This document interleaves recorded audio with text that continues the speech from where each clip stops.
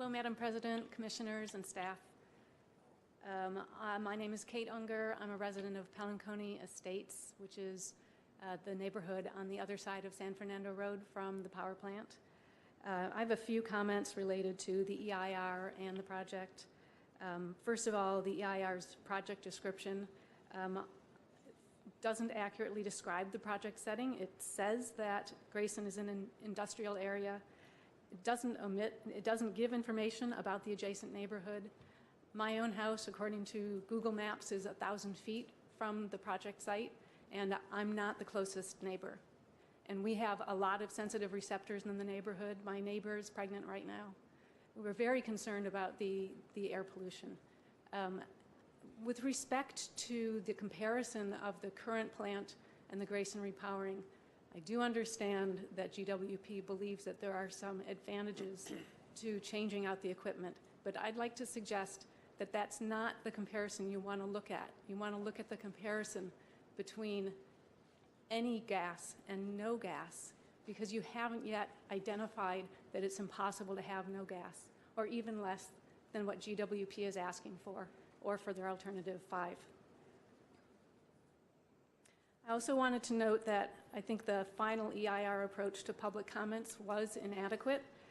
Certainly, many people expressed concern with the project. Over 1,000 people reached out because they cared that much. And Mr. Weber explained in the presentation that no substantive changes were made, despite the fact that people recognized there were problems with the project. No mitigation was added. Essentially, he said we weren't legally required to change in response to public concerns, so we didn't. Those concerns remain, though.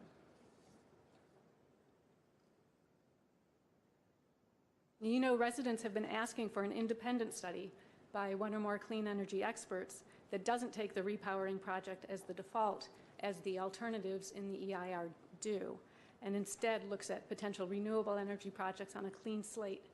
That study would still have the objective of meeting the power demands reliably and without breaking the bank. But the point would be to have a robust set of renewable energy options that you can look at and weigh along with the Grayson project. The alternatives in the EIR don't accomplish that, and I think the EIR is like looking at a puzzle with key pieces missing. I really urge you to not certify this EIR until you have the whole picture. So I'd like to ask that you don't recommend a project with 250 megawatts of new gas power, or even one with nearly 200 megawatts with some battery added in. Don't settle for not as bad as the original. Let's try to find out what's really good before we make a decision. My final comment regarding the delay concern, I think that if this current EIR goes forward, there will be a lawsuit, there will be delay. Thank you very much.